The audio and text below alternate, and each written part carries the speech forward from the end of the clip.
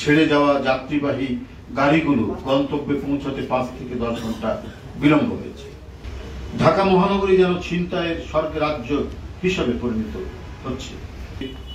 শান্তি থাকবে ও ভোগান্তি কমবে।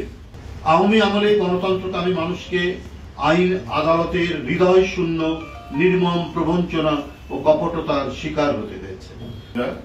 আসসালামু আলাইকুম, আপনাদের সকলকে ঈদুল আজহার শুভেচ্ছা জানাচ্ছি।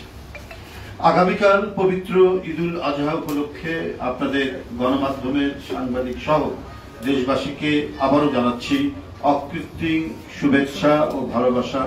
ঈদ মোবারক। এবারের ঈদুল আজহা ফ্যাসিস্ট মুক্ত পরিবেশে অনুষ্ঠিত হচ্ছে। ভয়, আতঙ্ক, গুম খুন, মিথ্যা মামলায় গ্রেপ্তারের আগ্রাসী থাবা থেকে দেশবাসী অনেকটাই স্বস্তিতে ঈদের উৎসবে সামিল হবে। শান্তি, স্থিতি ও নাগরিক স্বাধীনতা জনগণের কাম্য। আওয়ামী আমলে গণতন্ত্রকামী মানুষকে আইন আদালতের হৃদয় শূন্য নির্মম প্রবঞ্চনা ও কপটতার শিকার হতে হয়েছে। বর্তমানে মানুষ আশা করেছিল এই অন্তর্বর্তী সরকারের আমলে শান্তি থাকবে ও ভোগান্তি কমবে, কিন্তু এবারের ঈদেও গত 3 দিন ধরে ঢাকা রাজধানী থেকে ছেড়ে যাওয়া যাত্রীবাহী গাড়িগুলো গন্তব্যে পৌঁছাতে 5 থেকে 10 ঘন্টা বিলম্ব হয়েছে। মহাসড়কেই দীর্ঘ সময় ধরে যানবাহন আটকে আছে। আজ সকাল থেকে 20 থেকে 25 কিলোমিটার কোন কোন সড়কে দীর্ঘ যানজটের এক চরম দুর্ভোগ। এর উপর চলছে অতিরিক্ত ভাড়া আদায়। দ্বিগুণ 3 গুণ ভাড়া আদায় করা হচ্ছে ঘরমুখ মানুষের কাছ থেকে। এখনো চারিদিকে দখলদার আর চাঁদাবাজদের বৈচিত্র্যময় বিন্যাস আমরা প্রায় গণমাধ্যমে দেখতে পাই। এটা তো হওয়ার কথা নয়। আওয়ামী আমলে যে ভয়াবহ দুর্ভোগ, সেই ভয়াবহতা না থাকলেও দুর্ভোগ কিন্তু কমেনি। দুর্ভোগ লেগেই আছে।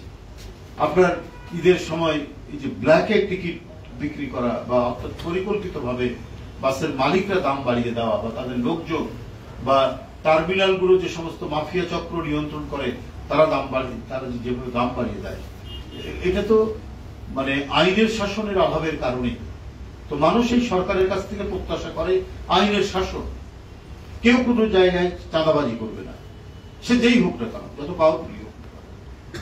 এটা ধরা এবং এদের আইনের আওতায় আনা, এটা তো সরকারের দায়িত্ব।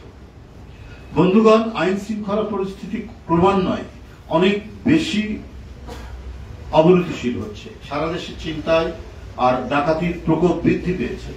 ডাকাতি, ছিনতাই, দস্যুতা ও অপহরণের মতো ঘটনা ব্যাপকভাবে বেড়েছে। গত 2024 সালের আগস্ট মাস থেকে চলতি বছরের মার্চ মাস পর্যন্ত প্রায় 14,000 অপরাধ সংঘটিত হয়েছে। গত 5ই আগস্টের পর থেকে অপরাধ দমনে পুলিশি তৎপরতা অত্যন্ত শিথিল। পুলিশ এখনো প্রোঅ্যাক্টিভ নয়। মানুষ বলে শেখ হাসিনার আমলে গায়েবী মামলা হতো, আর এখন গায়েবী আসামি হচ্ছে। ঢাকা মহানগরী যেন ছিনতাইয়ের স্বর্গরাজ্য হিসাবে পরিণত হচ্ছে। ঢাকার মোহাম্মদপুর ও মিরপুর যেন ছিনতাইকারীদের অভয়ারণ্য। দিনে দুপুরে মগবাজারে চাপাতি দিয়ে গুরুতর আহত করে একজন কিশোরের সর্বস্ব কেড়ে নেওয়া হয়েছে, যে বাড়ি যাচ্ছিল। আশপাশের মহাসড়কগুলোতে চাঞ্চল্যকর ডাকাতির সংবাদ পাওয়া যাচ্ছে। এদিকে মব ভায়োলেন্সের মাত্রা কোনোভাবেই কমছে না। সংবাদপত্রের তথ্য অনুযায়ী ফ্যাসিবাদের শেষ বছরের তুলনায় অপরাধ বেড়েছে 6.16%। এই ঈদেও মানুষের মন থেকে চুরি ডাকাতির আতঙ্ক দূর হচ্ছে না। মানুষকে নিরাপদ ও শঙ্কামুক্ত করতে সরকারের ব্যাপক ভিত্তিক উদ্যোগ নেই। নির্বাচিত সরকারের খুবই প্রয়োজন, কারণ রাষ্ট্র এবং সমাজের যে কোনো অসঙ্গতি, যে কোনো অনাচারের জন্য সরকারকে জবাবদিহি করতে হয় জনগণের কাছে, পার্লামেন্টের মধ্যে দিয়ে। সুতরাং নির্বাচিত সরকার হলে তার ওই জবাবদিহিতার কারণেই এই সমস্ত অসঙ্গতি, সামাজিক অনাচার, অবিচার এগুলো দ্রুত গতিতে নিরসন করার উদ্যোগ গ্রহণ করবে। 5ই আগস্টের পর পার্শ্ববর্তী দেশ ভারত, বাংলাদেশের সাথে ভারতের সম্পর্কের এক নতুন বিবর্তিত রূপ দেখা যাচ্ছে। নানা সময় নানা টনাপড়ন হয়েছে, মানে ব্যবসা বাণিজ্যের ক্ষেত্রে, ট্যুরিজমের ক্ষেত্রে, চিকিৎসার ক্ষেত্রে অনেক সম্পর্ক ছিল। কিন্তু এইটা গত মে মাসে বিএসএফ সীমান্তে নির্মমভাবে হত্যা করেছে 6 জন বাংলাদেশিকে। অসংখ্য ভারতীয় নাগরিককে বিদেশি বলে বাংলাদেশে পুশিং করা হচ্ছে প্রতিনিয়ত। আপনারা দেখবেন বাংলাদেশের কোন না কোন সীমান্তে, সেটা আপনার মৌলভীবাজার হোক, সেটা কুড়িগ্রাম হোক, লালমনিরহাট হোক, ঠাকুরগাঁ হোক, দিনাজপুর হোক, চাঁপাইনবাবগঞ্জ হোক, সাতক্ষীরা হোক, প্রতিদিন কোন না কোন সীমান্ত এলাকায় আপনার পুশিং চলছে এবং ভারতীয় নাগরিকদেরকে জোর করে বাংলাদেশের মধ্যে পাঠানো হচ্ছে, ঠেলে পাঠানো হচ্ছে। তবে বাংলাদেশের সরকার এই বিষয়ে কেন জোরালো ভূমিকা নিতে পারছে না, এই প্রশ্নটা এখন সবার মুখে মুখে।